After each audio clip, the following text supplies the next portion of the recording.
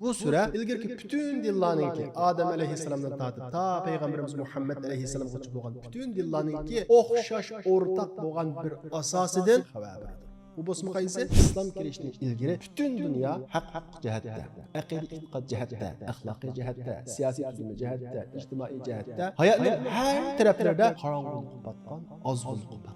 Biz mi? Hayatning keyinib meni vermey, kim meşhurlaşkan bolsa, kim dünyada göz görüngen bolsa, ana şu kalbimizge onun muhabbetini silip meni vermesden. Elhamdülillah ve salatu ve selamu ala Resulillah ama ba'd. Esselamu aleyküm ve rahmetullahi ve berekatuhu arkadaşlar. Biz bugün Allah'ın rahmeti ve fazlı olan Kur'an-ı Kerim'ninki ahirki kıskı sürülerinden, yani biz kündü namazımızda dügüdek okuyduğun sürülerden sürü Beyyineni okuyumuz. Adette biz sürü Beyyineni lem yekun dep atayımız. Bunun asli doğru ismi Sure Beyyine. Bu Medine nazil boğan ayet 8 ayetlik bir süre. Bu süre gerçi 8 ayetin terkip tapqan bolsumu Qur'on Kerim tushishdan ilgari Peygamberimiz Muhammed aleyhisselam avatilishdan ilgariki dunyoning ahvolidan qisqacha xabar beradi va shundaqla uningga ishorat qiladi. Ondan keyin Peygamberimiz Muhammed aleyhisselam avatilgandan keyin Qur'on Kerim nozil bo'lgandan keyin mushriklarninki va ahli kitoblarninki bu to'g'ri bo'lgan haqiqat dinga bo'lgan tutgan pozitsiyasi bayon qiladi. Uningdan keyin bu kofirlarning, mushriklarning, bo'lib ahli kitoblarninki Qur'on Kerim nozil bo'lgandan keyin haqiqatni ko'rib turib pirqi-pirqilarga bilinib ketganligi, haqiqatni ko'rib turib haqiqatga ergashmaganligidan iborat ularning bu xil pozitsiyasini bayon qilish orqali bizlarni u xil pozitsiyadan ogohlantiradi. Va shundaqla bu sura ilgirki bütün dillarninki Adem aleyhisselamdan tartib ta Peygamberimiz Muhammed aleyhisselamgacha bo'lgan bütün dillarninki o'xshash o'rtaq bo'lgan bir asosidan xabar beradi. Bu bosma qaysi? İxlasdan ibaret. Va shundaqla bütün amallarning asosininki ixlos ekanligidan xabar beradi. Ondan keyin bu sura insonlarninki cho'ng jihatda eng yaxshi mahluqot, eng yomon mahluqotdan iborat ikki turga ayrilganligidan xabar beradi. Endi biz bu surani oyat-oyat tarjimasini o'qib bo'lgandan keyin, ondan keyin tafsir qismiga, dars qismiga o'taylik. Bismillahirrohmanirrohim. Lam yakunillazina kafaru min ahlil kitabi wal mushrikin munfakkin hatta ta'tiyahumul bayyinah. رسول من الله يتلو صحفا مطهرة فيها كتب قيمة وما تفرق الذين أوتوا الكتاب إلا من بعد ما جاءتهم البينة وما أمروا إلا ليعبدوا الله مخلصين له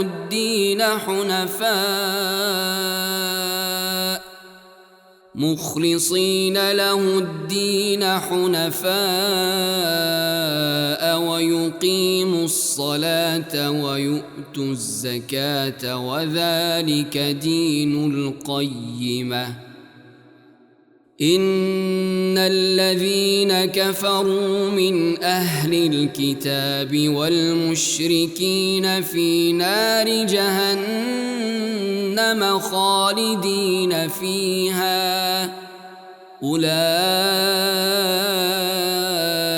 هم شر البرية إن الذين آمنوا وعملوا الصالحات أولئك هم خير البرية جزاؤهم عند ربهم جنات عدن تجري من تحتها الأنهار خالدين فيها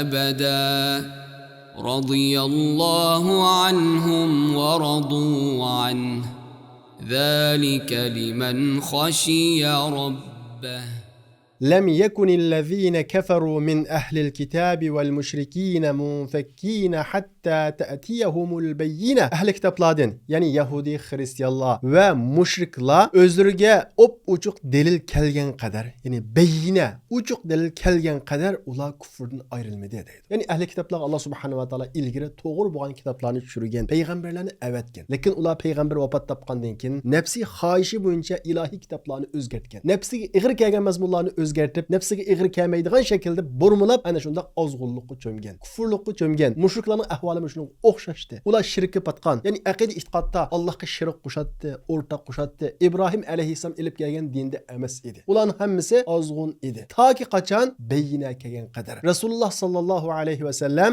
kelgan qadar. Rasulun minallohi yatlu suhufan mutahhara. U ro'shan dalil, ya'ni bayyina Allah tarafidan avatilgan elchidir. U pak sahifalarni tilovat qiladi. Fiha kutubun qayyima. O sahifeler to'g'ri ahkamlarni o'z ichiga olgan. Va ma tafarraqallazina utul kitaba illa min ba'di ma ja'atuhumul bayyina. Kitob berilganlar, ya'ni ilgari samoviy kitoblar tushgan ahli kitob bo'lgan xristian va yahudiylar o'zlariga ro'shan dalil kelgandan keyin firqalarga bo'lindi deydi. وَمَا أُمِرُوا إِلَّا لِيَعْبُدُوا اللَّهَ مُخْلِصِينَ لَهُ الدِّينَ. Ular faqat dinni Allohga xos qilgan, ya'ni ixlos bilan qilgan, haq dinga e'tiqod qilgan holda Allohga ibodat qilishga, namozni mukammal ado qilishga, zakotni berishga buyurilgan edi. Va zalika dinul qayyima. Ana shu to'g'ri dindir. İnnellezine keferu min ahlil kitabi vel müşrikine fi nari cehenneme halidine fiha. Ahli kitapdan ve müşriklerden kafir bolganlar hakikaten dozakka kiradi. Ular dozakda mengu qoladi. Ulaika hum şerrul bariyya. Ular bolsa mahlukatlarning en yamanidir. İnnellezine amenu ve amilus salihat ulaika hum hayrul bariyya. Hakikaten iman etgan ve yaxshi ishlarni qilgan ana shular mahlukatlarning en yaxshisi. Jazaohum inda rabbihim jannatun tajri min tahtiha al-anharu khalidina fiha abada. Bularning Robbining huzuridagi mukofoti bo'lsa, adan bo'lgan jannatlardir. U jannatlarning ostidan o'stanglar eqib turadi. Bular u jannatlarda mengu va abadiy qolg'uchilardir. Radiyallohu anhum va radu anhu. Alloh ulardan rozi bo'ladi. Ular Allohdan rozi bo'ladi. Zalika liman khashiya robbah. Mana bu Robbidan aymingan, qo'rqqan kishi uchundir. Mana bu suraning ma'nosi, hamda biz oyatma-oyat bu surani tushunishga tirishib baqayli.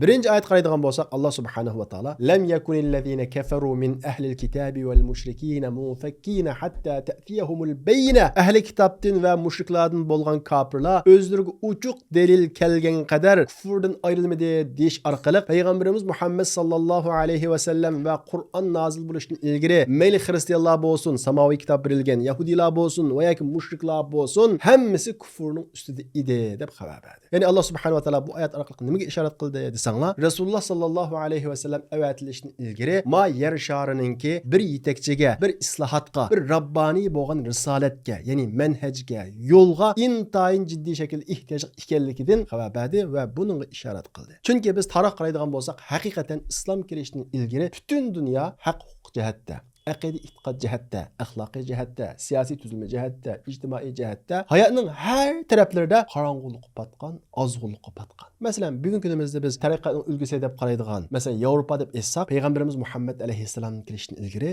Yevropa qorong'u davr deb atalgan davrda yashaydi. Yani o Yevropanınki en qorong'u, zulm nayt avj olgan, kishilar birisi-birisiga rahim qilmaydigan, ayollar xorlangan, hatto ayollarninki inson emasligi munozara qilinadigan, pokizlik asla va asla ahamiyat berilmagan, hatto pokiz bo'lmaslik, yuyinmaslik savobli ish. Kim uzoq yuyinmagan bo'lsa, u taqvodor kishi deb qaraladigan. Ijtimoiy siyosiy tuzum jihatda hammasi feodallik tuzumda. Jamiyatdagi kishilar chirkovninki sohiblari, ya'ni dindar ahli kitoblar, ikkinchisi bo'lsa oqsumaklar, uchinchisi bo'lsa dehqonlardan iborat mana shunday 3 tabaqaga bo'lingan. Mush 3 tabaqa ichidagi hokimlar va papalar tabaqasi nihoyat rahat biroqat yashaydigan, ammo dehqonlar bo'lsa inson qatorida ko'rilmaydigan darajada mana shunday zulm va huquqsizlik patgan. Masalan, qanday desanglar, yerlarni oqsumaklarga bo'lib bergan hukmdorlar. U yerlarda ish qiladigan dehqonlar yerlar bilan o'xshash setlatdi.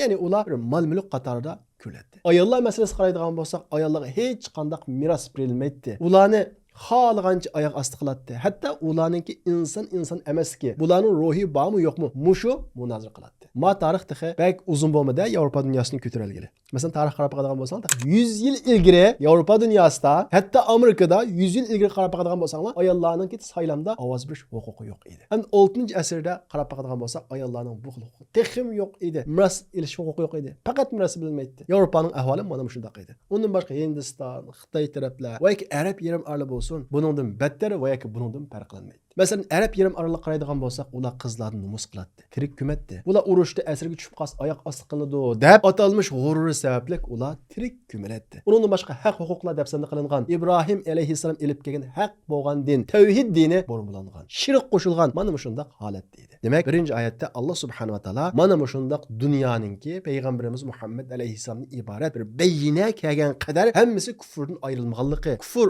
ozg'unlik ichida ekanligidan bizga xabar berdi va yoki buning ishorat qildi. İkinci ayet Allah subhanahu wa ta'ala Resulun minallahi yetlu suhufan mutahhara u beyine.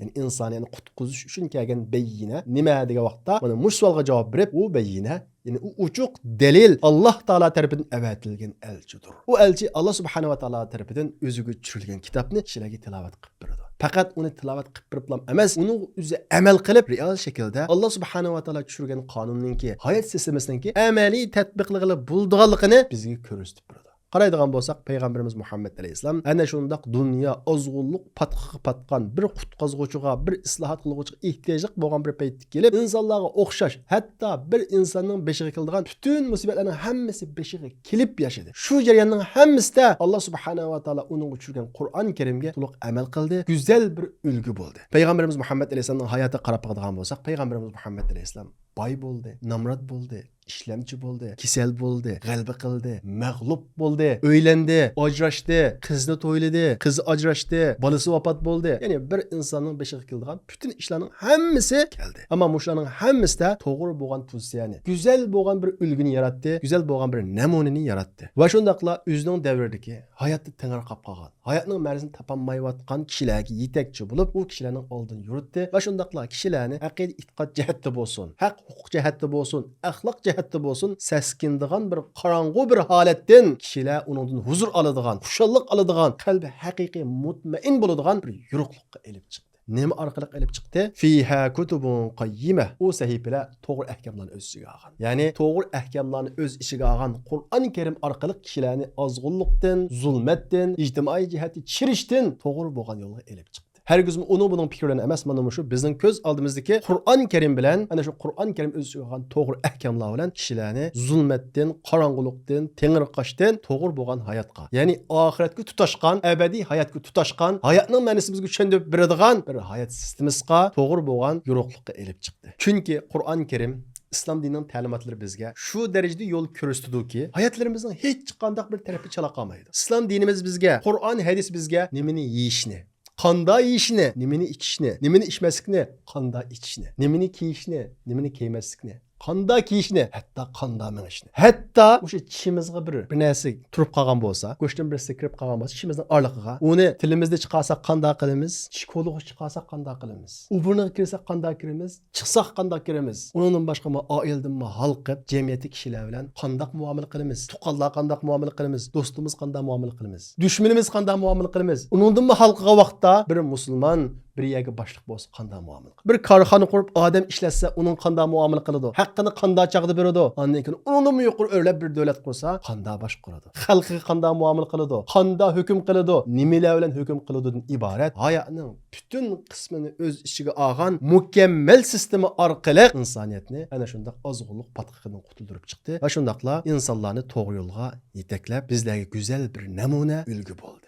Bir chiroq bo'ldi. Qorong'ulikda qolgan kishilar uchun bir nurliq mayak bo'ldi. Qarab qaraganda bo'lsak, har qanday bir inson insoniyat tarixida bir yo'l boshlovchiga, bir oldin yuritquchiga muhtoj. Uni topamagan vaqtida, ya'ni bir yo'l boshlovchini, to'g'ri yo'lga boshlovchini topamagan vaqtida insonlar o'zi har xil sistemalarni, har xil hayot sistemalarini tuzib boqadi, shunga ergishib boqadi. Lekin g'alaba qilolmaydi. Mag'lub bo'ladi. Masalan, yaqinqi tariximizga qarab qaraganda bo'lsak, insonlar nurg'unlagan hayot tuzumlarini, sistemalarini sinab boqadi. Masalan, ilgari kommunistik tüzümü, sosyalistik tüzümleri nəhayət kengre tarqadı. Arab dünyasını Avropaga çekengeydi. Nurg'unlagan Arab devletleri komünist devlet oldu. Hayat maddedan ibaret, yaratquchi yo'q deydigan mush hayat sistemasini o'ziga bir hayat mizoni qilib yashadi, lekin mag'lub bo'ldi. İnsaniyatni baxtga elib chiqolmadi. Onundan keyin bugungi kunimizda hozir qadar ta'sir bo'lgan kapitalistik tuzum dunyoning hamma tarafini avj olmoqda. Lekin qarab bakadigan bo'lsak, insoniyat moddiy jihatda ba'zi bir taraqqiyotlarni qo'lga keltirgan bo'lsa-mu, ma'naviy jihatda chiriklashishga mubtalo bo'lganlar. Eng farovon, eng taraqqiy qilgan, ya'ni moddiy jihatda eng taraqqiy qilgan allarda nima kasal, ruhiy kasal ko'p. Nima ko'p? O'zini o'ltirib verish ko'p. Nima ko'p? Oilaviy vayronchilik ko'p. Oila sistemasi buzliqlik.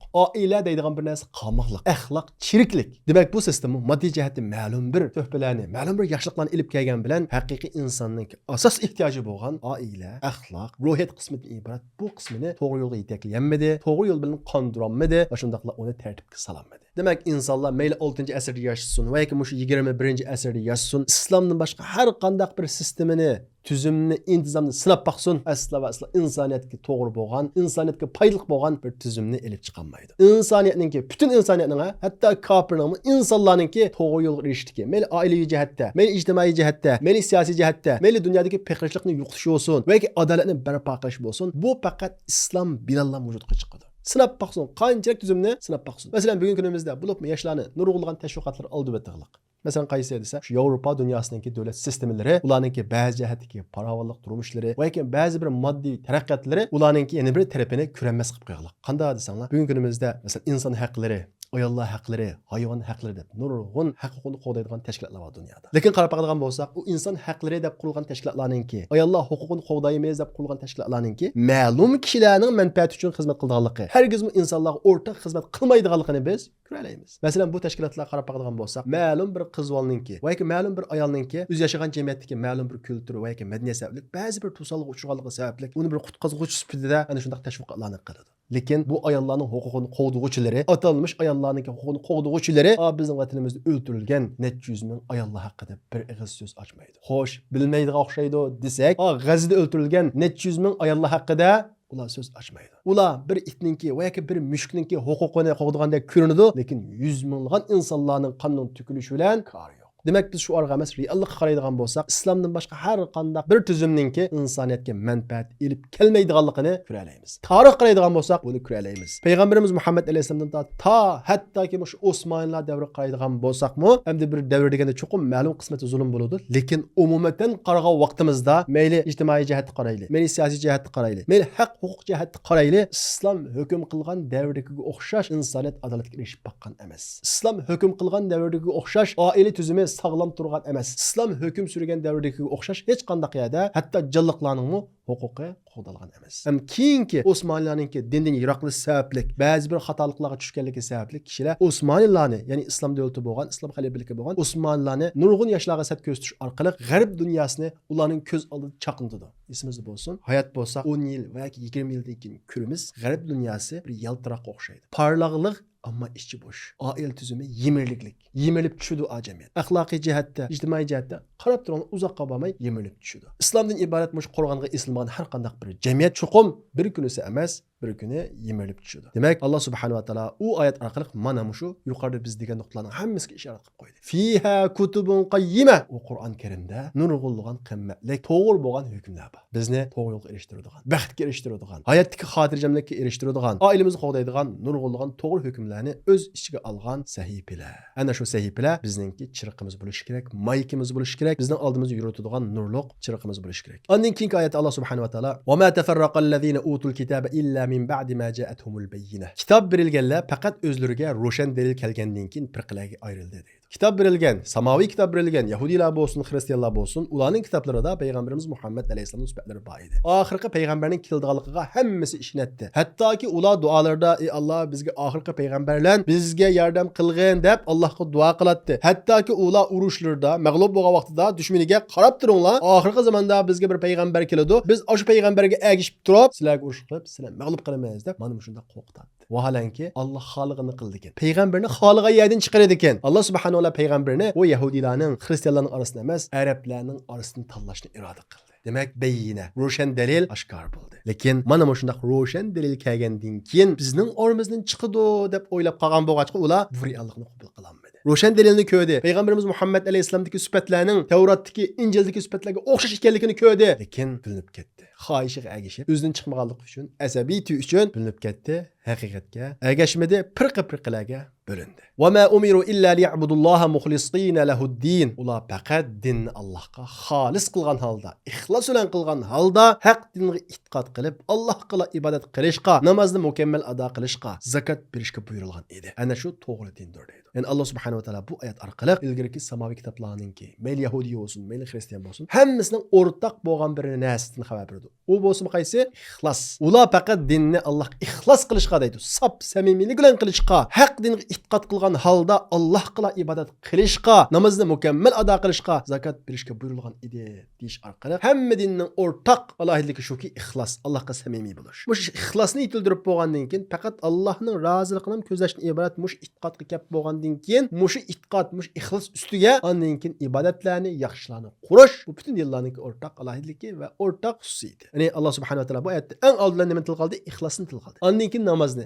ondan keyin zakotni. Demak, oldin biz ixlos yetiladi, ondan keyin namozni mukammal ado qilamiz, ondan keyin zakot beramiz. Mushundaq bo'lgan vaqtida, ya'ni ixlos uning ustiga butun amallarimiz qurilgan vaqtida va zalika dinul qayyim. Ana shu to'g'ri dindir. Demak, shirkdan va shirk ahlidan yiroq turish, namozni to'liq ado qilish, zakot berish Allohning dinininki o'zgarmas asosi. Ya'ni dinning asosiy e'tiqodi, saf aqida va mush aqida ustiga qurilgan ibodat. Bu ibodatlar ichidagi eng muhimi namoz va Alloh yo'lida chiqim qilish. Kimki mana mush qoida asoslarni ishga oshirsa, ixlos qilib ibodat qilsa, zakot bersa, Alloh yo'lida chiqim qilsa, ana shu to'g'ri dinda bo'lgan bo'ladi. Ondan keyin Alloh subhanahu va taolo insonlarningki ikki turni xabar berdi. Innallazina kafaru min ahlil kitabi wal mushrikina fi nari jahannama khalidina fiha ulaika hum sharrul bariyya. Ahli kitobdan va mushriklardan kafir bo'lganlar haqiqatan do'zaxga kiradi. Bu yerda hech qanday ko'ngil avaylash yo'q. Ahli kitob bo'lsin, xristian bo'lsin, yahudiy bo'lsin, Uyg'urga yaxshilik qilgan yahudiy bo'lsin, Uyg'ur davos haqida so'z qilgan yahudiy bo'lsin, Allohga kafir bo'ladi ekan, Allohga ishonmaydi ekan, payg'ambarimizga ishonmaydi ekan, Qur'onga ishonmaydi ekan,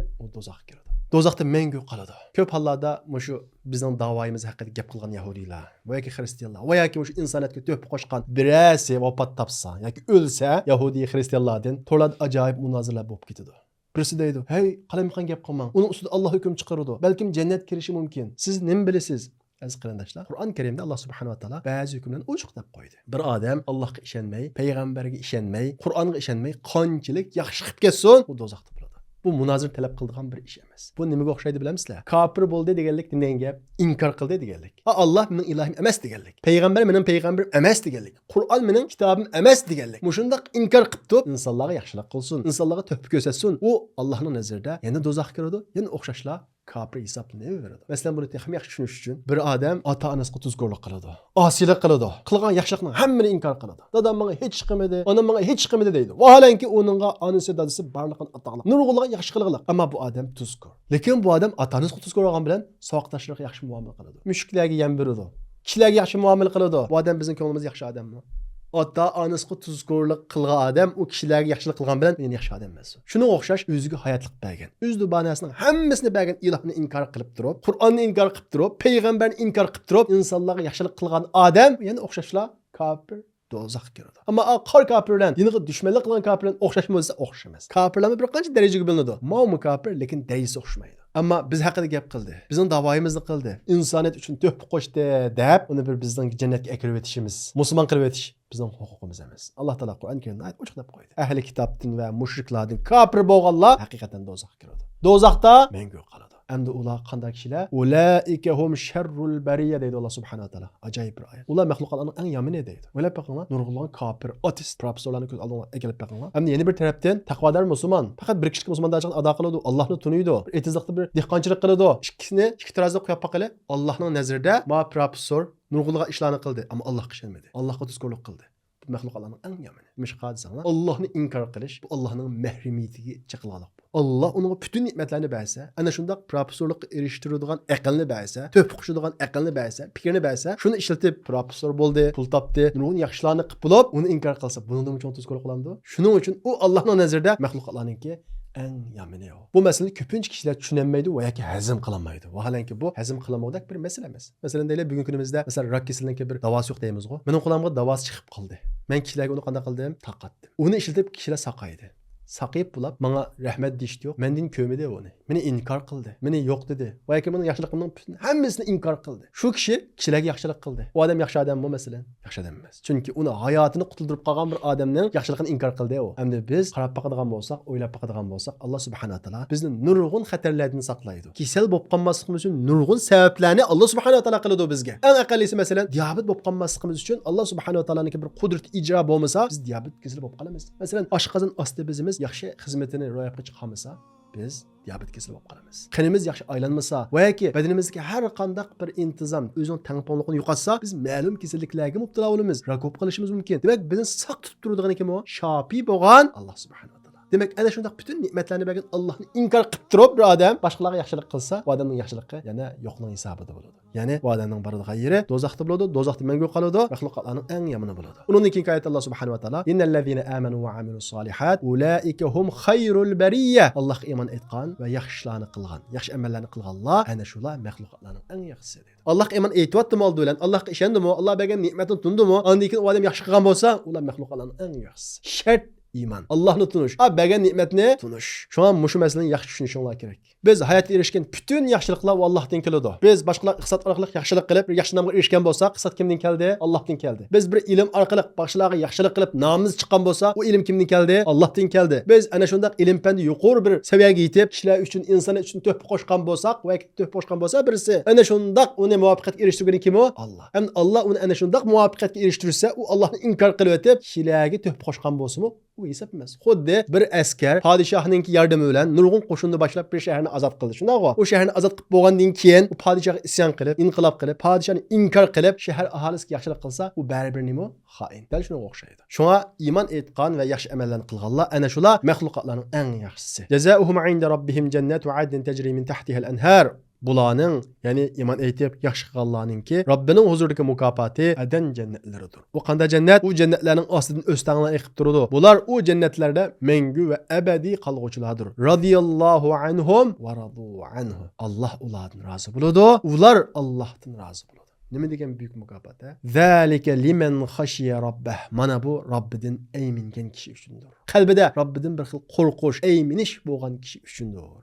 Mana shu mukofotlar ana shu kishi uchundir deydi. Demak, insonning qalbidagi, ya'ni bizning qalbimizdagi xashya, qo'rqinch, ayminish, Allohdan bo'lgan ayminish bizni nurg'unlagan yomon ishlardan to'sadi. Bir yomon narsani ko'rgili qo'pimiz, qalbimizdagi u qo'rqinch bizni uni ko'rishdan to'sadi. Bir yomon qadamni sog'ilib mangamiz, qalbimizdagi u bir xil qo'rqinch bizni titratadi, qadamimizni keyinga sag'izadi. Qalbimizdagi u xil qo'rqinch bizning qalbimizga har qanday bir shirkning kirib qilishidan to'sadi. Chunki Allohdan qo'rqamiz. Qalbimizga bir shirk kelib qolsa, Allohning g'azabiga uchraymiz. Allohning roziligidan mahrum qolamiz. Allohning bizni rozi bo'lishi, bizning Allohdan rozi bo'lishimiz bu dunyodagi har qanday moddiy go'zallikdan cho'ng bir yaxshilik bor. Buning barobar qilgan hech qanday bir narsa yo'q. Shuning uchun Allohning bizdan rozi bo'lishi uchun qalbimizdagi u Allohdan bo'lgan ayminishni asla va asla yo'qotmasligimiz kerak. Buni muhofazat qilishimiz kerak. Alloh subhanahu va taolo hammamizga bu surani manfaatli qilib bersin. Hamda xulosa qilgan vaqtimizda bu suraning muhim nuqtalari birinchisi payg'ambarimiz Muhammad alayhissalom va Qur'on Karim nozil bo'lishidan ilgari butun insoniyatningki bir payg'ambarga,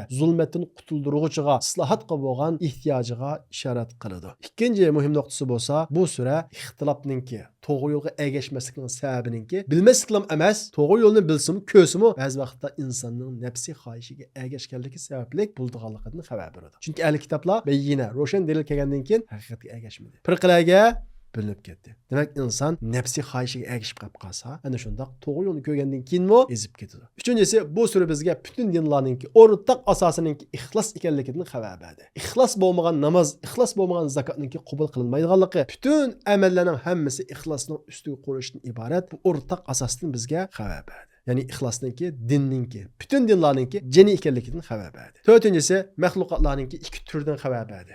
Ya'ni insonlar ikki turlik bo'ladi. Biri maxluqotlarning eng yomoni. Alloh bergan rizqdan yeb turib, Allohni inkor qilgani, Alloh taolo buyurgan ishlarni qilmagani bu maxluqotlarningki eng yomoni. Eng yaxshisi bo'lsa, garchi oddiy yashagan bo'lsa-mu, garchi undaq cho'ng unvonlarga erishmagan bo'lsa-mu, garchi kishilarga bir yaxshilik qilib to'p qo'shmagan bo'lsa-mu, Allohni tunagan bo'lsa, yaxshilarni qilgan bo'lsa, ana shu insonlarningki maxluqotlarning eng yaxshisi ekanligidan bizga xabar berdi. Shuning uchun mushu 4-nuqta qaragan vaqtimizda biz ko'zimizni qaytadan bir surib o'tishimiz kerak. Bu bugünkidek moddiy perdelar ko'zimizni qoplab olgan kunda biz iymon ko'zligimizni, iymon ko'zoynagimizni ko'zimizga taqib olishimiz kerakki, bizning nazarimizda Allohni inkor qilib turib, payg'ambarni inkor qilib turib, Qur'onni inkor qilib turib, eng yuqori tabiqada yashagan kishidan Allohga ishonib turib oddiy yashagan kishi afzal, ming hassa afzal. Chunki birisi maxluqotlarning eng yomoni, yana birisi maxluqotlarningki eng yaxshisi. Bular bugungi kunimizda qarab boqadigan bo'lsak, oqmas insonlar torlar orqali mashhur qilinyotidi. Yoshlarning ulgusi qilinyotidi. Vaholanki nihoyat qimmatli insonlar ko'milib qilinayotgan bir ahvol bor. Ma yer sharida, ma zaminda kishilarning orasida ko'milib qilishi mumkin. Ammo Allohning tarozisi qiyomatgacha o'zgarmaydi.